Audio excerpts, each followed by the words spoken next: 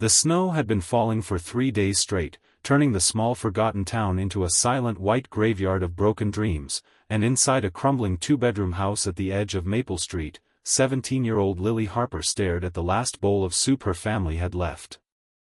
It wasn't really soup, just hot water flavored with the bones of yesterday's chicken and a handful of salt, but it was all they had. Her little brothers, Ben and Noah, sat at the table pretending not to be hungry, their cheeks hollow, their laughter long gone with the warmth of better days. Their mother lay on the couch under 3 thin blankets, her cough rattling through the room like loose change in an empty jar. Ever since their father passed in a factory accident 6 months ago, life had been a daily fight against hunger, cold, and eviction notices taped to their door like threats from the universe.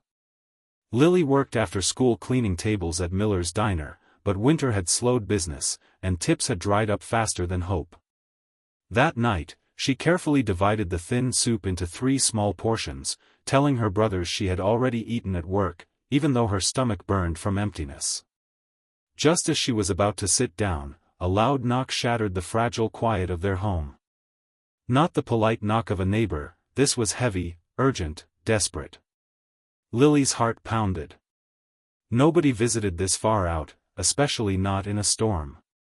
She opened the door slowly, and there he stood, a towering man wrapped in a worn leather jacket bearing the unmistakable patch of the Hells Angels Motorcycle Club.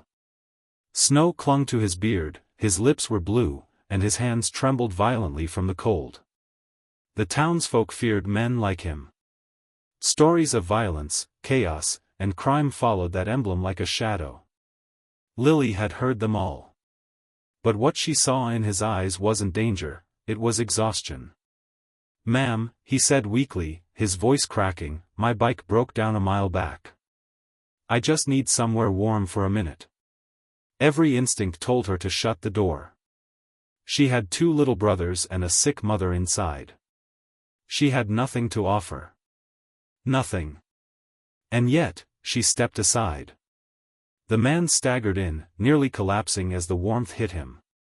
She helped him to the table.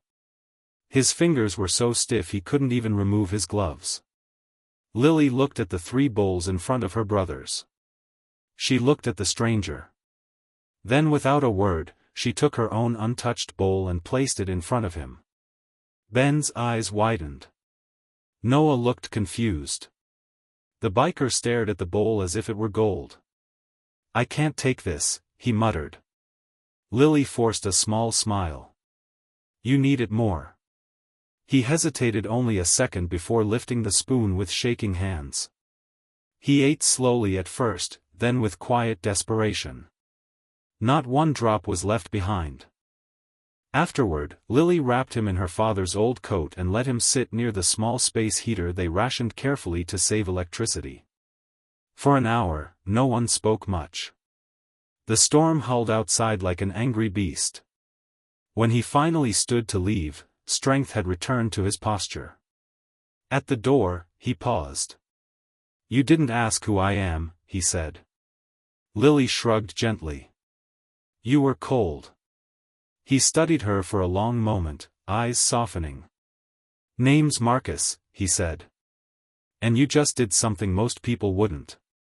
He pulled a small metal token from his pocket, a worn Hells Angels challenge coin, and pressed it into her hand. "If you ever need anything, show this to any angel." Lily didn't know what that meant. She didn't expect anything. She just nodded. Marcus stepped back into the storm and disappeared into the white night. Lily closed the door, unaware that the simple act of giving away her last meal had just set something powerful into motion. By sunrise, the storm had cleared, leaving behind a brittle silence and streets buried under heavy snow, and Lily woke to a sound she couldn't quite understand at first, a low rumble that grew louder and louder until the windows began to vibrate. Her brothers rushed to the front window. "Lily, there are motorcycles," Ben whispered. She pulled the curtain aside, and her breath caught in her throat. Lined up along Maple Street, stretching farther than she could see, were motorcycles. Chrome glinted under the pale morning sun. Leather jackets.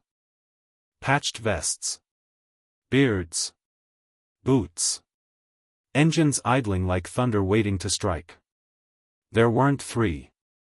There weren't 10. There were 73 bikers parked in front of her tiny house. The front rider removed his helmet. It was Marcus. But he didn't look frozen and desperate anymore. He looked powerful. Respected. Behind him stood an army. Lily's heart raced as a few neighbors peeked through blinds, clearly terrified. Marcus approached the door and knocked, this time gently. Lily opened it slowly. Before she could speak, 73 grown bikers removed their helmets at once in a silent gesture of respect. "Ma'am," Marcus said, his voice steady and clear, "last night, you fed one of ours when you had nothing. You didn't ask for money. You didn't ask for favors.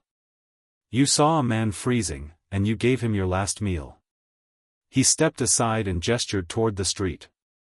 "Nobody messes with family. And after last night, your family."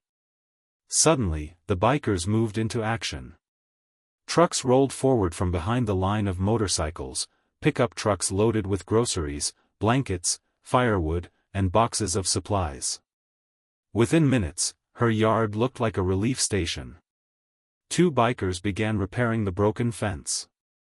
Another group started shoveling snow.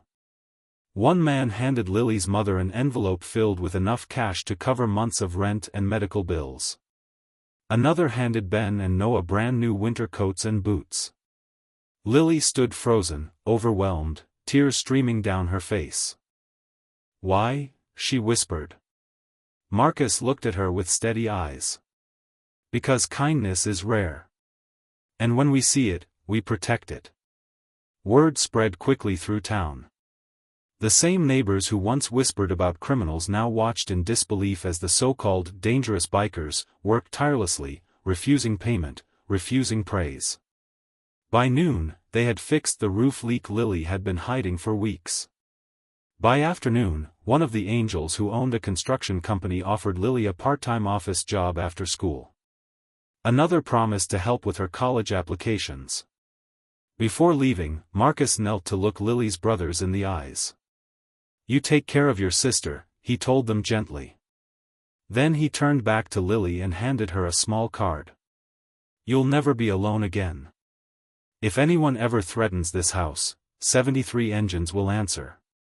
As the bikers mounted their motorcycles and the thunder returned, something had changed, not just in Lily's life, but in the entire town. Fear had been replaced with understanding. Judgment had been replaced with gratitude. And Lily realized something powerful: when you give from your emptiness instead of your abundance, the universe has a way of returning it multiplied. That evening, as she tucked her brothers into bed under thick new blankets, her mother resting peacefully for the first time in months, Lily looked at the Hells Angels challenge coin still in her hand. She hadn't fed a biker expecting a miracle. She had simply chosen compassion over fear. And that choice brought 73 roaring reminders that goodness still exists in the most unexpected places.